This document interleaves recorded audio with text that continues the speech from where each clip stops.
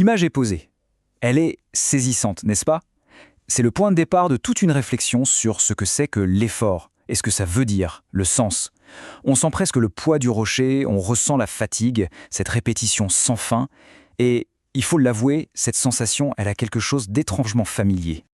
Voilà son supplice. C'est Sisyphe. Condamné par les dieux, il est devenu le symbole même du travailleur inutile, du labeur sans aucun espoir.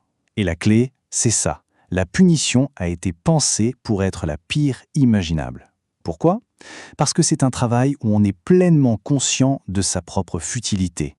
Et ce supplice, qui nous vient de la mythologie, eh bien, il résonne de manière assez folle avec notre quotidien, non? On pense tout de suite au fameux métro, boulot, dodo. Tous ces cycles, ces efforts qui, jour après jour, donnent l'impression de nous ramener toujours au même point de départ. Finalement, on a tous un peu notre propre rocher à pousser.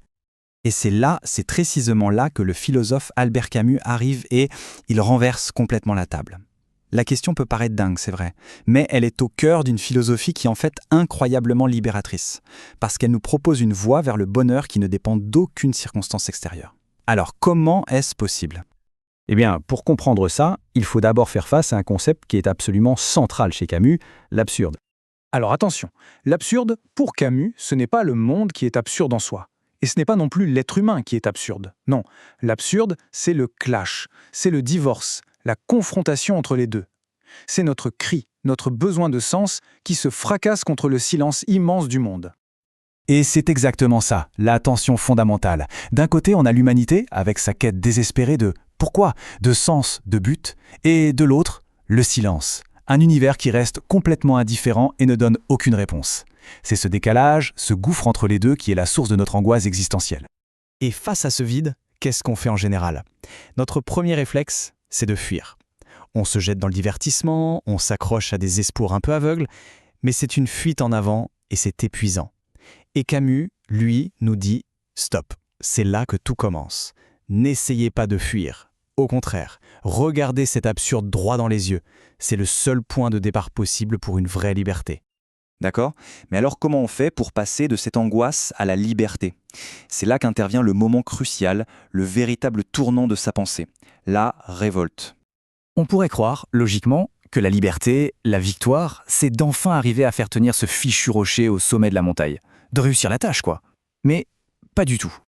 Elle se trouve en fait en redescendant. Et ça, c'est l'idée qui est à la fois géniale et complètement contre-intuitive. La liberté, elle n'est pas dans l'effort aveugle de la montée. Elle est dans la pause, dans ce moment de lucidité pure, quand Sisyphe redescend seul vers son rocher.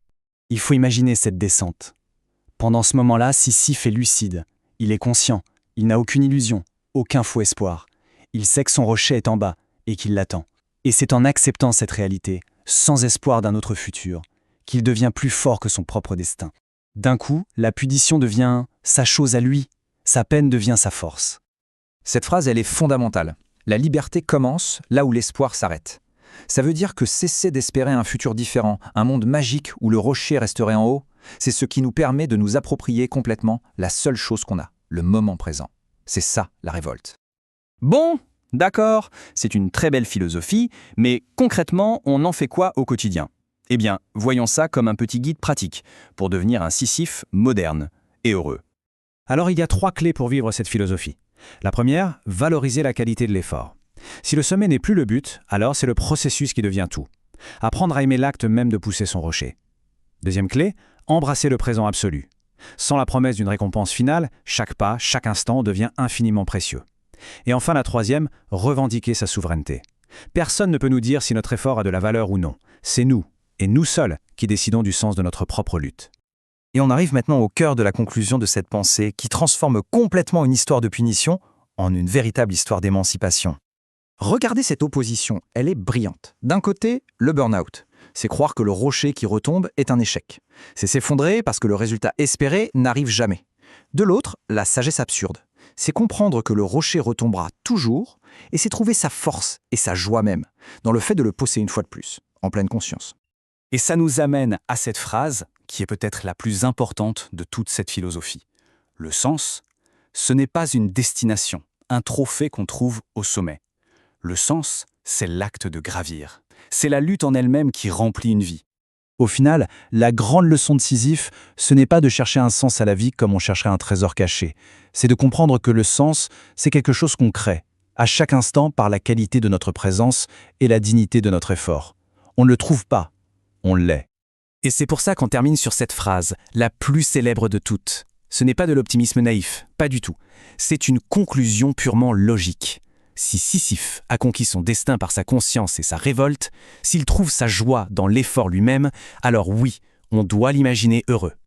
Et ça nous laisse avec une dernière question. Quelle est notre montagne à nous ? Quel est notre rocher à gravir jour après jour ? Et surtout, comment peut-on choisir de vivre cette lutte, non pas comme une punition, mais peut-être comme le terrain de jeu de notre plus grande liberté ?